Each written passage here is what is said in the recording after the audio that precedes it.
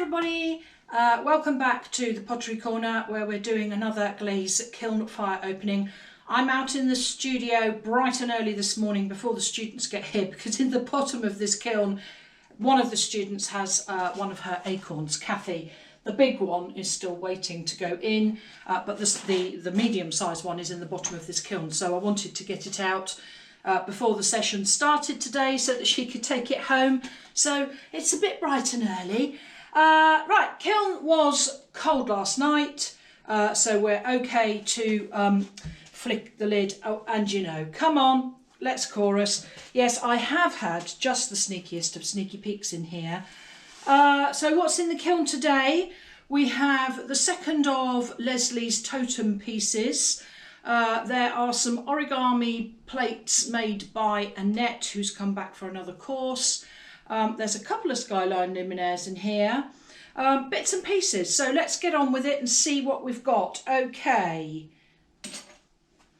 So the first thing out, I'm still making my enormous village of little houses from the mould. So I made some plaster moulds during the summer, and I've been slip casting these little houses. And there's another half a village on the bisque shelf waiting to try. Seem to have got rather obsessed with making these little houses, but they're so cute. I love them, and I love the fact that you can individualise each piece by putting different carving on them. So these are just slip cast with a transparent glaze over the top. Really simple, but I think they'll look nice with a little tea light candle underneath for Christmas. So as I say, each one I have decorated differently. So I've got a feeling there's even more houses in the bottom of this kiln. So we'll dive down and see what else we can find. Okay, so this is the first of Annette's origami bowls. So Annette came back and made some of these sort of dishes with this origami fold on, and they're really nice, they're lovely. I can't tell you all the glaze combinations, but that on the back looks like it's Blue Lagoon, and you know what I'm going to say, don't you, because I say it often enough, not enough glaze, unfortunately. Although having said that, it is on the back, so at least you can't really see it. But for me, that definitely needed another coat, another thick coat. Some people apply brush-on glazes really thinly and it gets you nowhere. So yeah, you have to make sure that you lay the glaze on rather than kind of sort of keep moving it around, and then you end up with no layer. But the front is fine. The front is Amaco Glacier. So this is Amaco Glacier, and again with the Amaco Blue Lagoon in the middle. Lovely little dish. I love the planning of the origami and the way that it folds. Yeah, really nice. So that's the first of those. This again is another of Annette's. I've stilted that one, so it'll be on a stilt that I'll need to pull off. There we go, that's come off. But I just need to watch my fingers and do a little bit of dremeling on here, because this will be very sharp where that stilt has come off. This again is another of Annette's origami dishes. This one's really simple. Amaco's Snow, Amaco's Cobalt. Very nice. Now, on the back, we've got this beautiful, thick, blue, shiny, lovely. On the front, again, it's a shame. There's really could do with another coat of glaze on there to make it this beautiful blue colour that we've got on the back. Yeah, nice. But again, needed more glaze. But a nice dish nonetheless. Okay, next thing out of here is another one of Leslie's creations.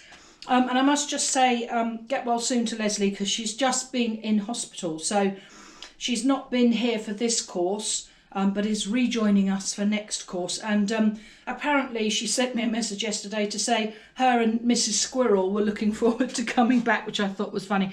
So this is Mr. Hare. Hasn't got a name, I don't think, yet.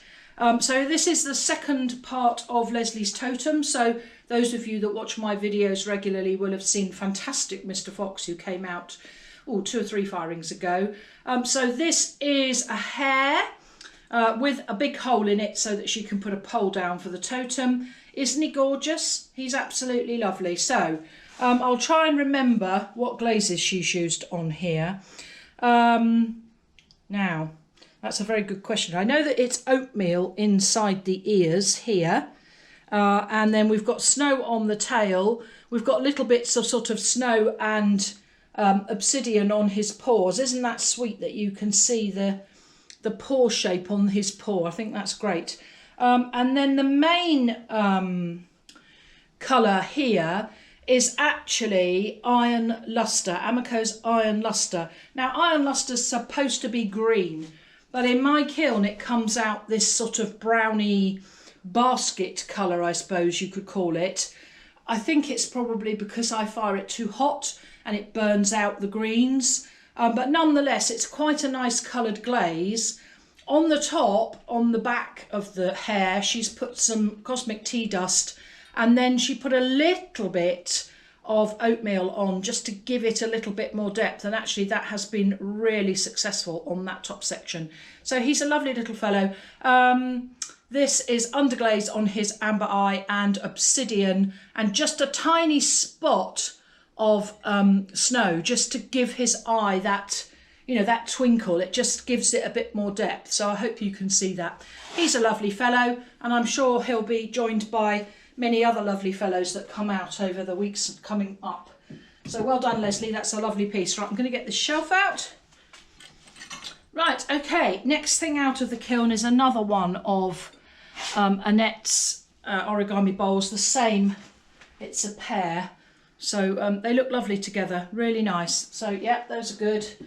That's the same as that one. This is a piece made by Jill, which I think is really very clever. Jill's a very clever potter. She's really good at the design. I'm just going to take these little kiln props off because I've just propped it up on the rim just to stop it from sticking. Not that I think it would, but nonetheless, better to be safe than sorry. So this has been made by pressing a slab of clay into a Victorian jelly mould. Yes, they're quite readily available. Sometimes you can pick them up in charity shops. So she's pressed the slab into the texture of the jelly mould, and then she's cut it out to put a candle underneath. And I really like that. Lovely shape, isn't it? Really pretty. So this, I think, is probably a prototype, and I think Jill might well make some more in the future. So the glaze on here is really interesting, as you can see. I hope you can pick up all the colours that are on there. It's really lovely. This is Mayco Jungle Gems Gogh Iris. So a lovely, lovely, beautiful glaze. And the Jungle Gems are the ones that have glass in them. So that's been really effective. Lovely, lovely. I'm sure she'll be really pleased with that. It has a base, which we will find as we go further down, as more of the bits and pieces come out. Then we have a couple of finished luminaires. So the Skyline Luminaire tutorial that was put up about, I don't know, 2 or 3 weeks ago. You've been buying the template. It's been shooting out of the Etsy shop like hotcakes. So thank you so much for your support. So if you haven't seen that, there is a Skyline Luminaire tutorial, which is a step-by-step how to make this. And Nikki from Ceramica Transfers, hello Nikki, thank you so much for your really kind words. And I know that I caused a stock shortage, so you know, I feel wonderful. I mean, what's the word that they use these days? An influencer, to have actually made the stock of these Skyline underglaze transfers run out in the Ceramica Transfers shop. So Nikki has restocked, so they are now available. So if you missed out last time, please go back to her site. I will put her website address in my description in the box below. So this is a Skyline Luminaire. This one is New York. Lovely, really nice. So I'm going to put the actual luminaires up in my Etsy shop. So if you wanted to actually buy a finished one, this one is London. Again, lovely, really pretty. I just love that transfer. It's so simple, really nice. So that's that one. Right, I've got sort of bits of half shelf and things to come out. Right, so this is the base of the jelly mould candle luminaire that Jill has made. So this is the base, Beautiful, really nice. And again, that's the Gogh iris on there. And that fits on the top like that. So the candle's going to stand on the stand. Yeah, really nice, really pretty, lovely. I like that a lot. And then there's the base of the next one that's about to come out. And this is an interesting glaze again. This is another one of the Mayco Jungle Gems. This one's called Mardi Gras. Lovely, really like that. It's got kind of green speckles and blue speckles and heather coloured speckles. So I hope the camera is picking that up for you so that you can see all the colours in there. It's really pretty. So this is the base of the next one that's down in the bottom. Right, so we're down to our last layer. A couple more houses.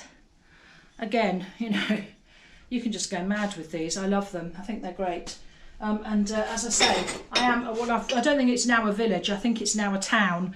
And there's another one. Look, pretty.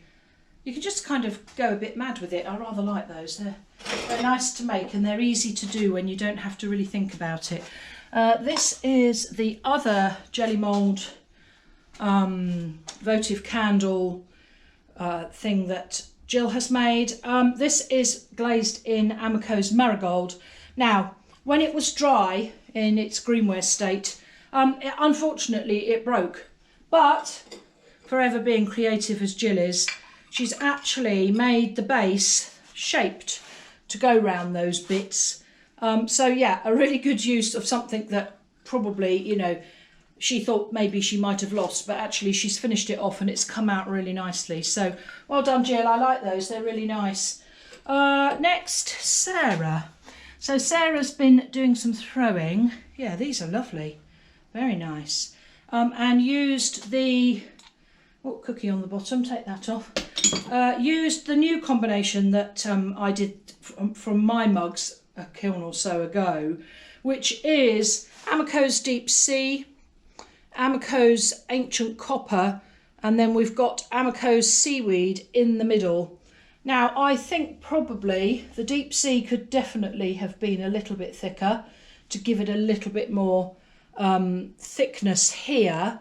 I love the collar of the Ancient Copper, and actually on mine I had Ancient Copper going down into the inside, which I didn't like. So on these, Sarah's just left it just on the lip, and then inside is Amaco Jade.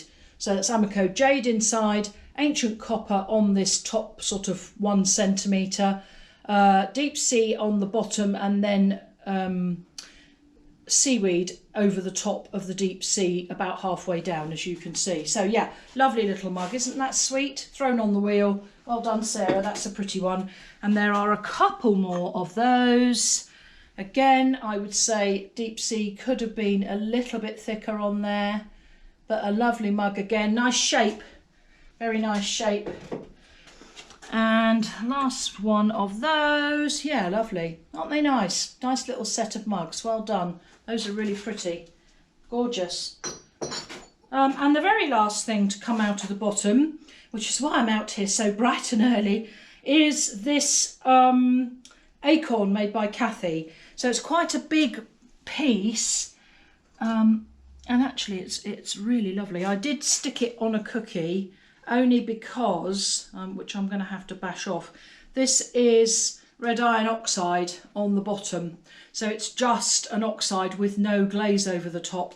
But I didn't want the oxide to leach into my kiln shelf. So I will just need to give that a bit of a tap with the hammer to get that off. So this is made in craft crank clay, which is the clay that goes outside. As I say, this is red iron oxide wash on the bottom, and then the top is done in Amaco's Oatmeal. And again, Amaco's Oatmeal comes out differently on this clay body. Yeah, so that's really nice, lovely. And as I say, the big one is waiting to go into the kiln. But I like this naturalistic red iron oxide base on here. It's really pretty. So that's the first of two. They're going to go outside Kathy's house because I can't remember what her house is called, but it's got oak in it somewhere. So that one is that. Okay, so that's your lot that's in the kiln. Now, a few bits and pieces to share with you. So there's a couple of shout outs as normal.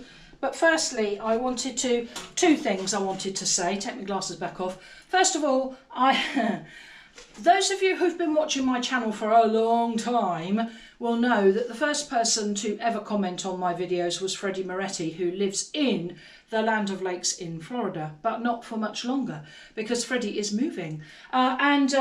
Last weekend, or maybe it was the weekend before, Freddie very kindly phoned me, and I got an international call on a Sunday evening, and I thought, oh, who's that? And then it came up with Florida, Land of Lakes, and I thought, I only know one person who lives in Florida, Land of Lakes, and that's Freddie Moretti. So I answered the phone, and sure enough, it was Freddie Moretti. So Freddie, if you're watching, it was so lovely to talk to you. It really was. And I know that you're thinking, well, you're hoping to move. So at the moment, you're sort of sorting out the bits and pieces that you're no longer going to be able to use. And I know that you're gifting forward certain things from your studio to newbie potters, which is absolutely lovely. I think that's lovely to pay that forward. And on that subject of paying forward, I follow a girl on Instagram it's called Clay Door Pottery. So it's a mashup of clay and Labrador, because she's both massively fond of clay and Labradors. So it's Clay Door, Claydor, Clay Door Pottery.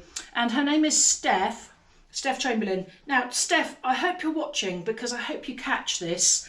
So I'm going to read the post from Instagram to you. It says, I'm Steph, I'm 25 from England. I'm wanting to start up my own ceramic business called Clay Door. Why I'm asking for funds is to be able to purchase a pottery kiln. And then she says, a bit about me. I'm disabled. I have cerebral palsy and autism. I find working a 9-to-5 job hard, and I have been self-employed before.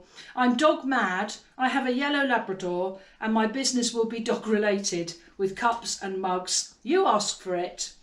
I found ceramics to be a great stress relief for me. It's a passion I'd love to expand on. I'm currently in college studying ceramics, but the size of the group is so big that I'm having to fight for kiln space. So, Steph has started a GoFundMe page so that she can buy her own kiln. Now, I am usually asking you for bits and pieces, but with the wonders of YouTube and my nearly 8,000 subscribers, even if a quarter of you could just see your way to send Steph £1, she'd have enough money to buy her kiln. And I just think it's nice to pay it forward. I've already made a donation, but if you felt that you could just send Steph £1 just towards her kiln to get her on her way. Have a look at her Instagram page. She's got married recently, and just the most marvellous wedding pictures of the dogs, the Labradors, beautiful Labradors, and Steph and her now husband. It was just really touching. So if I'm able in any way to help Steph on her way to getting her kiln, and if you supported her, it would just be an absolutely wonderful thing. So her GoFundMe page is called Clay Door, and I'll link all the descriptions down in the box below and the links and everything so that you can just get straight across there.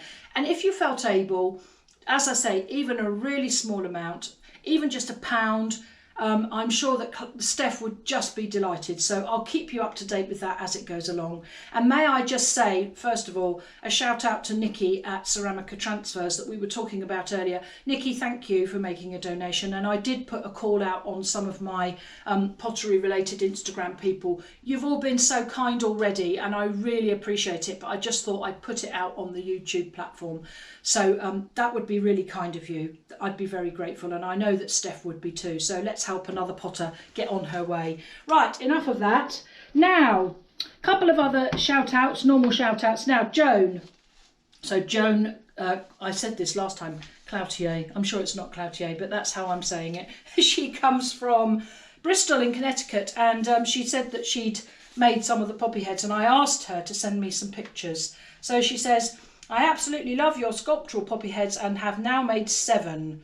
As a hobby potter, I really enjoy your videos and learn from everyone. So I haven't managed to get these pictures out very large, but these are fab. Look, So she's had a go at the sculptural poppy head tutorial, and again you can find the playlist for that on the channel. Really nice. I love the glass, very, very pretty. And this is another one. So she's had a good old go. Well done, Joan. They're lovely, really lovely. I love them. Some of them she's done with the pearl necklace sprig down the side. They're really nice. So well done, Joan. Thank you so much for sending me pictures of those. It's really nice to see other people's interpretation. And Lisa Hewitt sent me this via Facebook. I love this. Hi Sarah, I really enjoyed this project. Here are some photos of my version. I went with a Halloween theme, making the shape more like a tombstone. Thank you for sharing ideas. Now, this is brilliant. So instead of making the Skyline Luminaire, Lisa has made it look like a tombstone and decorated it with Halloween transfers. Isn't that fantastic? I love that. Really, really good. And you know, as I say, when you put a project out, when you put a tutorial out, and then people take it their own way, I just think that's fab. So well done, Lisa. I'm sure that will look just great at Halloween, lit up on your side. So well done for that. Okay, so that's your lot for this week. Short and sweet. I'm off to get some breakfast and start my classes. So I'll see you all on the next one. Thanks as ever for watching. Bye for now.